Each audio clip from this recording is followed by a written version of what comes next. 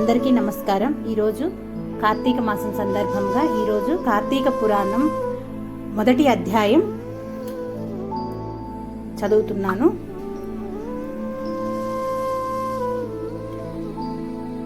సంపూర్ణ కార్తీక మహాపురాణం మొదటి రోజు పారాయణం. శ్రీ విఘ్నేశ్వర ప్రార్థన. శ్లోకం. వాగిష్యాధ్య సుమనస సర్వార్థానముపక్రమే యం నత్వా కృతకృత్యాస్తు తం నమామి గజాననం. సౌనకాదులకు సూతుడు కార్తీక పురాణమును చెప్పుట. శ్రీమదనంత కోటి బ్రహ్మాండ నాయకుడైన భగవంతుని సృష్టి ఎందలి నిష్టేష్ట విశిష్టమైన శ్రీ నైమిషారణ్యమునకు సత్రేష్టి దర్శనార్థి అయి విచ్చేసిన సూత మహర్షిని సత్కరించి సంతుష్టిని చేసి స్థానికులైన సౌనకాది ఋషులాయాను పరివేష్టించిన వారై సకల పురాణగాథకని సూతముని కలికల్మష నాశకము కైవల్యదాయకము అయిన కార్తీక మాస మహత్యమును వినిపించి మమ్ములను ధన్యులను చేయమని కోరారు.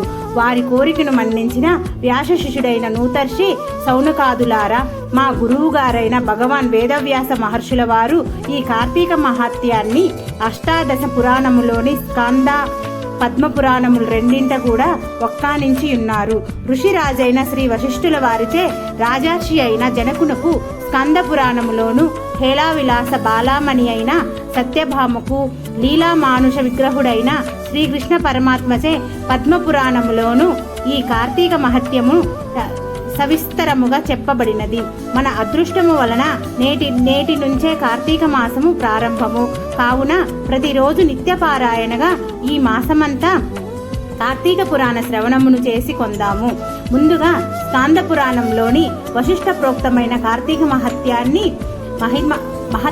మహత్వాన్ని వినిపిస్తాను వినండి అంటూ చెప్పసాగారు. జనకుడు వశిష్ఠుని కార్తీక వ్రత ధర్మములు అడుగుట. పూర్వం ఒకసారి సిద్ధాశ్రములో జరుగుతున్న యాగానికి అవసరమైన ద్రవ్యార్థి అయిన వశిష్ఠ మహర్షి జనక మహారాజు ఇంటికి వెళ్ళాడు. జనకునిచే యుక్త మర్యాదలను అందుకొని తను వచ్చిన విషయాన్ని ప్రస్తావించాడు. అందుకు జనకుడు ఆనందముగా అంగీకరించి, హే బ్రహ్మర్షి, మీ యాగానికెంత ద్రవ్యం కావాలన్నా నిరభ్యంతరంగా ఇస్తాను. కానీ సర్వపాపహరమైన ధర్మ సూక్ష్మాన్ని నాకు తెలియజేయండి. సంవత్సరముల్లోని సర్వమాసముల కంటేను కార్తీక మాసం అత్యంత మహిమాన్వితమైనదని, తద్వాతాచరణమును సమస్త ధర్మాల కన్నా శ్రేష్టతరమైనదని చెబుతూ ఉంటారు కదా. ఆ నెలకంతటి ప్రాముఖ్యమేలా కలిగింది?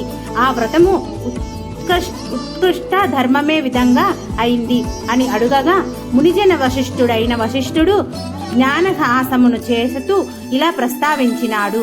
వశిష్ఠ ప్రవచనము. జనక మహారాజా, పూర్వజన్మములలో ఎంతో పుణ్యం చేసుకుంటే గాని సర్వశుద్ధి కలుగదు. ఆ సత్వశుద్ధి కలగదు. ఆ సత్వశుద్ధి కలిగిన నీ వంటి వారికి మాత్రమే ఇటువంటి పుణ్యప్రదమైనది. వినినంత మాత్రం చేతనే అన్ని పాపాలను అణచివేసేది అయిన కార్తీక మహత్వమును వినాలనచే కోరిక కలుగుతుంది. విశ్వశ్రేయాన్ని దృష్టిలో ఉంచుకొని నీవడిగిన సంగతులను చెబుతాను విను. ఓ విదేహ, కార్తీక మాసములో సూర్యుడు తులా సంక్రమణములో ఉండగా సహృదయతో ఆచరించే స్థాన దాన జప పూజాదులు విశేష ఫలితాన్నిస్తాయని తెలుసుకో. ఈ కార్తీక వ్రతాన్ని తులా సంక్రమణాదిగా గాని శుద్ధి పాడ్యమి నుంచి గాని ప్రారంభించాలి. ముందుగా శ్లోకం. సర్వపాపహరం పుణ్యం వ్రతం కార్తీక సంభవం నిర్విఘ్నం కురుమే దేవ దామోదర నమోస్తుతే. ఓ దామోదర, నా ఈ వ్రతమును నిర్విఘ్నముగా పూర్తి చేయుము అని నమస్కారపూర్వముగా సంకల్పించుకొని కార్తీక స్నానం ఆరంభించాలి. కార్తీక మందలి సూర్యోదయ వేళ కావేరీ నదిలో స్నానం చేసిన వారి పుణ్యం చెప్పనలవి కాదు. సూర్యుడు తులారాశిని ప్రవేశించగానే గంగా నది ద్రవరూపం ధరించి సమస్త నదీ జలాలయందున చేరుతుంది. వాపి, కూప, తాటాకాది సమస్త సజ్జలాశయాలలోనూ కూడా విష్ణువు వ్యాపించి ఉంటాడు. బ్రాహ్మణుడైన వాడు కార్తీక మాసంలో నదికి వెళ్లి హరిధ్యాన్యుతుడై కాళ్ళు చేతులు కడుగుకొని ఆచమించి శుద్ధాత్ముడై మంత్రయుక్తముగా భైరవాజ్ఞను తీసుకొని మొలలోతు నీటిలో నిలబడి స్నానము చెయ్యాలి. పిదప దేవతలకు, ఋషులకు, పితరులకు తర్పణాలను వదలాలి. అనంతరం అఘమహర్షణ మంత్రజపంతో బ్రొటనవేలి కొనతో నీటిని కెలికి 3 దోసెళ్ల నీటిని గట్టు మీదకు జిమ్మి తీరము చేరాలి. చేరగానే కట్టుబట్ట కొనలను పిండాలి. దీనినే యక్షతర్పణం అంటారు. అనంతరం ఒళ్ళు తుడుచుకొని పొడివి మడివి తెల్లని అయిన వస్త్రాలను ధరించి హరిస్మరణ చేయాలి. గోపీ చందనంతో 12 ఊర్ధ్వపుండ్రాలను ధరించి సంధ్యావందనం, గాయత్రి జపాలను ఆచరించాలి. ఆ తరువాయిని ఔపాసనమును చేసి బ్రహ్మయజ్ఞం ఆచరించి తన తోటలో నుంచి చక్కటి పుష్పాలను తెచ్చి శంఖచక్రధారి అయిన విష్ణువును సాలగ్రామమందు నుంచి సభక్తిగా షోడశోపచారాలతోనూ పూజించాలి. అటు పిమ్మట కార్తీక పురాణ పఠనము గాని శ్రవణము గాని ఆచరించిన వాడై స్వగృహాన్ని చేరి దేవతార్చన, వైశ్య దేవాదులను చేసి భోజనమును చేసి ఆచమించి పురాణ కాలక్షేపమును చేయాలి. సాయంకాలము కాగానే ఇతర వ్యాపారాలన్నిటినీ విరమించుకొని శివాలయములో గాని విష్ణాలయంలో గాని యథాశక్తి దీపాలను పెట్టి అక్కడ స్వామిని ఆరాధించి భక్షభోక్షాదులు నివేదించి శుద్ధ వాక్కులతో వారిని స్తుతించి నమస్కరించుకోవాలి. ఈ కార్తీక మాసము పొడుగునా ఈ విధంగా వ్రతాన్ని చేసిన వారు పునరావృత్తి రహితమైన వైకుంఠాన్ని పొందుతున్నారు. ప్రస్తుత పూర్వ జన్మార్జితాలైన పాపాలన్నీ కూడా కార్తీక వ్రతం వలన హరించుకుపోతాయి. వర్ణాశ్రమ లింగవయోభేద రహితముగా ఈ వ్రతాన్ని ఎవరాచరించినా సరే వాళ్ళు మోక్షార్హులు కావడం నిస్సంశయము. జనకరాజా తనకు తానుగా ఈ వ్రతాన్ని ఆచరించలేకపోయినా ఇతరులు చేస్తుండగా చూసి అసూయరహితుడై ఆనందించే వానికి ఆ రోజు చేసిన పాపాలన్నీ విష్ణు కృపాగ్నిలో ఆహుతైపోతాయి.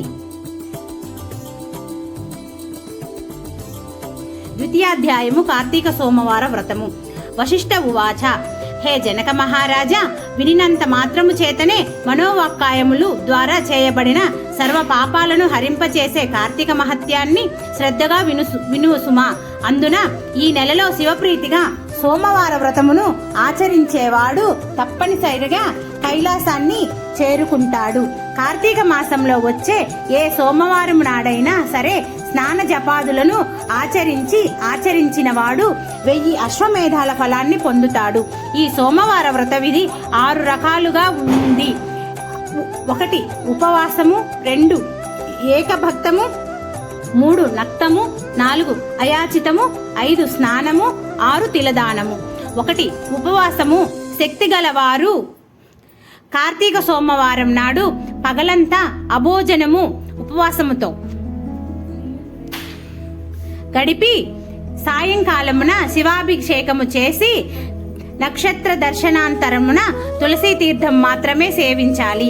2 ఏకభక్తము. సాధ్యం కాని వాళ్ళు ఉదయం స్నానదాన జపాలను యథావిధిగా చేసుకొని మధ్యాహ్నమున భోజనము చేసి రాత్రి భోజనానికి బదులు శైవ తీర్థమో తులసీ తీర్థమో మాత్రమే తీసుకోవాలి. 3 నక్తము. పగలంతా ఉపవసించి రాత్రి నక్షత్ర దర్శనం తరువాత భోజనమునకు గాని ఉపాహారమును గాని స్వీకరించాలి. 4 అయాచితము. భోజనానికై తాము ప్రయత్నించకుండా ఎవరైనా వారికి వారుగా పిలిచి పెడితే మాత్రమే భోజనం చేయడం అయాచితము. 5 స్నానము. పై వాటికి వేటికి శక్తి లేని వాళ్ళు సమంత్రక స్నానం జపాదులు చేసినప్పటికీ చాలును. 6 తిలదానము. మంత్ర జప విధులు కూడా తెలియని వాళ్ళు కార్తీక సోమవారం నాడు నువ్వులను దానము చేసినా సరిపోతుంది. పై 6 పద్ధతుల్లో దేనిని ఆచరించినా కార్తీక సోమవార వ్రతము చేసినట్లే అవుతుంది. కానీ తెలిసుండి కూడా ఏ ఒక్కదానిని ఆచరించని వాళ్ళు 8 యుగాల పాటు కుంభీపాక రౌరవాది నరకాల్ని పొందుతారని హర్షవ్యాఖ్యము. ఈ వ్రతాచరణము వలన అనాథలు, స్త్రీలు కూడా విష్ణు సాయుధ్యమును పొందుతారు. కార్తీక మాసంలో వచ్చే ప్రతి సోమవారం నాడు కూడా పగలు ఉపవసించి రాత్రి నక్షత్ర దర్శనాంతరము మాత్రమే భోజనం చేస్తూ ఆ రోజంతా భగవద్ధ్యానములో గడిపే వాళ్ళు తప్పనిసరిగా శివ సాయుధ్యాన్ని పొందుతారు. సోమవార వ్రతాన్ని చేసేవాళ్ళు నమ్మక చమక సహితంగా శివాభిషేకమును చేయుట ప్రధానమని తెలుసుకోవాలి. ఈ సోమవార వ్రత ఫలాన్ని వివరించే ఒక ఇతిహాసాన్ని చెబుతాను విను. నిష్ఠురి కథ. పూర్వం ఒకానొక బ్రాహ్మణునికి నిష్ఠురి అనే కూతురుండేది. పుష్టిగాను అందంగాను అత్యంత విలాసంగాను ఉండే ఈమెకు గుణాలు మాత్రం శిష్టమైనవి అబ్బలేదు. దుష్టగుణ భూయిష్టమై గయ్యాలిగాను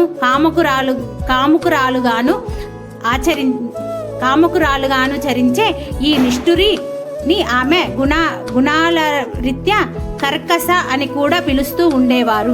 బాధ్యత ప్రకారం తండ్రి ఆ కర్కశను సౌరాష్ట్ర బ్రాహ్మణుడైన మిత్రశర్మ అనేవానికిచ్చి తన చేతులు దులిపేసుకున్నాడు. ఆ మిత్రశర్మ చదువుకున్నవాడు, సద్గుణవంతుడు, సదాచారపరుడు, సరసుడు మాత్రమే కాక ఆ సహృదయుడు కూడా కావడం వలన కర్కశ ఆడినది ఆటగా పాడినది పాటగా కొనసాగజొచ్చింది. పైగా ఆమె ప్రతిరోజు తన భర్తను తిడుతూ కొడుతూ ఉండేది. అయినప్పటికీ కూడా మనసు నచ్చినది కావడం వలన మోజు చంపుకోలేక భార్యను పరత్యజించడం తన వంశానికి పరువు తక్కువనే ఆలోచన వలన మిత్రశర్మ కర్కస పెట్టే కఠిన హింసలన్నిటినీ భరిస్తూనే ఉండేవాడు. కానీ ఏనాడు ఆమెని శిక్షించలేదు. ఆమె ఎందరో పురుషులతో అక్రమ సంబంధమును పెట్టుకొని భర్తను అత్తమామలను మరింత నిర్లక్ష్యంగా చూసేది. అయినా భర్త సహించాడు. ఒకానొక నాడు ఆమె యొక్క విటులలో ఒకడు ఆమెను పొందుతూ నీ మొగుడు బ్రతికి ఉండడం వల్లనే మనం తరచూ కలుసుకోలేకపోతున్నాం అని రెచ్చగొట్టడంతో కర్కస ఆ రాత్రికి రాత్రే నిద్రాముద్రితుడై ఉన్న భర్త శిరస్సును ఒక పెద్ద బండరాతితో మోది చంపివేసి ఆ శవాన్ని తానే మోసుకొని పోయి ఒక పాడుబడిన నూతిలోనికి విసిరివేసింది. ఇదంతా గమనించినప్పటికీ కూడా ఆమె విటుల బలం ఎక్కువ కావడం చేత అత్తమామలామెనేమి అనలేక తామే ఇల్లు వదిలి పారిపోయారు. అంతటితో మరింత స్వతంత్రించిన కర్కస కన్ను మిన్ను గానని కామావేశంతో అనేక మంది పురుషులతో సంపర్కము పెట్టుకొని ఎందరో సంసార స్త్రీలను కూడా తన మాటలతో భ్రమింపజేసి తన విటులకు తార్చి తద్వారా సొమ్ము చేసుకునేది. కాలం గడిచింది. దాని బలం తగ్గింది, యవ్వనం తొలగింది, శరీరంలోని రక్తం పలుచబడటంతో కర్కస జబ్బు పడింది. అసంఖ్యాక పురుషోత్తములతో సాగించిన శృంగార క్రీడల పుణ్యమా అని అనూహ్యమైన వ్యాధులు సోకాయి. పూలగుత్తి లాంటి మేను పుల్లుబడిపోయింది. జిగిబిగి తగ్గిన కర్కశ వద్దకు విటుల రాకపోకలు తగ్గిపోయాయి. ఆమె సంపాదన పడిపోయింది. అందరికందరూ ఆమెను అసహ్యించుకోసాగారు. తుదకు అక్రమపతులకే గాని శుతులకు నోచుకొని ఆ నిష్ఠుర తినడానికి తిండి, ఉండేందుకు ఇల్లు, వంటి నిండా కప్పుకునేందుకు వస్త్రము కూడా కరువైనదై సుఖవ్రణాలతో నడివీధిన పడి మరణించింది. కర్కస శవాన్ని కాటికి మోసుకుపోయే దిక్కు కూడా లేకపోయింది. యమదూతల జీవిని పాశబద్దలు చేసి నరకానికి తీసుకువెళ్లారు. యముడు ఆమెకు దుర్భరమైన శిక్షలను విధించాడు. భర్త ద్రోహికి భయంకరం నరకం. భర్తను విస్మరించి పరపురుషులను అలింగనమును చేసుకున్న పాపానికి ఆమె చేత మండుతున్న ఇనుప స్తంభాన్ని కౌగిలింపజేశాడు. భర్త తలను బ్రద్దలు కొట్టినందుకు ముండ్ల గదలతో ఆమె తల చిట్లేటట్లు మోదించాడు. భర్తను దూషించినందుకు, కొట్టినందుకు, తన్నినందుకు దాని పాదాలను పట్టుకొని కఠిన శిలలపై వేసి బాధించాడు. సీసమును గాచి చెవులలో పోయించాడు. కుంభీపాక నరకానికి పంపాడు. ఆమె పాపాలకు గాను ఆమె ముందరి 10 తరాల వారు, తదుపరి 10 తరాల వారు ఆమెతో కలిసి మొత్తం 21 తరాల వాళ్ళు కుంభీపాకంలో కుమిలిపోసాగారు. నరకానుభవము తర్వాత ఆమె 15 సార్లు భూమిపై కుక్కగా జన్మించినది. 15వ పర్యాయమున కళింగ దేశములో కుక్కగా పుట్టి ఒకానొక బ్రాహ్మణ గృహములో ఉంటూ ఉండేది. సోమవార వ్రతఫలముచే కుక్క కైలాసం అందుట. ఇలా ఉండగా ఒక కార్తీక సోమవారం నాడు ఆ బ్రాహ్మణుడు పగలు ఉపవాసముండి శివాభిషేకాదులను నిర్వర్తించి నక్షత్ర దర్శనాంతరం నక్త స్వీకారానికి సిద్ధపడి ఇంటి బయలులో బలిని విడిచి పెట్టాడు. ఆనాడంతా ఆహారము దొరకక పస్తుపడి ఉన్న కుక్క ప్రదోష దినాన ఆ బలి అన్నాన్ని భుజించినది. బలి భోజనము వలన దానికి పూర్వస్మృతి కలిగి, ఓ విప్రుడా రక్షింపు అని కుయ్యి పెట్టినది. దాని అరుపులు విని వచ్చిన విప్రుడు కుక్క మాటలాడటాన్ని గమనించి విస్తుపోతూనే ఏమి తప్పు చేశావు, నిన్ను నేనెలా రక్షించగలను అని అడిగాడు. అందుకు ఆ కుక్క, ఓ బ్రాహ్మణుడా, పూర్వజన్మములో నేనొక విప్రవనితను. కామముతో కండ్లు మూసుకుపోయి జారత్వానికి ఒడిగట్టి భర్త హత్యకు వర్ణ సంకరానికి కారకురాలినైన పతితను. ఆయా పాపాలకు అనుగుణంగా అనేక కాలం నరకములో చిత్రహింసలను అనుభవించి ఈ భూమిపై ఇప్పటికి 14 సార్లు కుక్కగా పుట్టాను. ఇది 15వ సారి. అటువంటిది ఇప్పుడు నాకు హఠాత్తుగా ఈ పురాజన్మలెందుకు గుర్తుకు వచ్చాయో అర్థం కావడం లేదు. దయచేసి విశదపరచుమని కోరినది. బ్రాహ్మణుడు సర్వాన్ని జ్ఞాన దృష్టి చేత తెలుసుకొని, సునకమా, ఈ కార్తీక సోమవారం నాడు ప్రదేశ వేళ వరకు పస్తుపడి ఉండి నాచే విడువబడిన బలిభక్షణమును చేయుట వలనే నీకు ఈ పూర్వజన్మ జ్ఞానము కలిగినదని చెప్పాడు.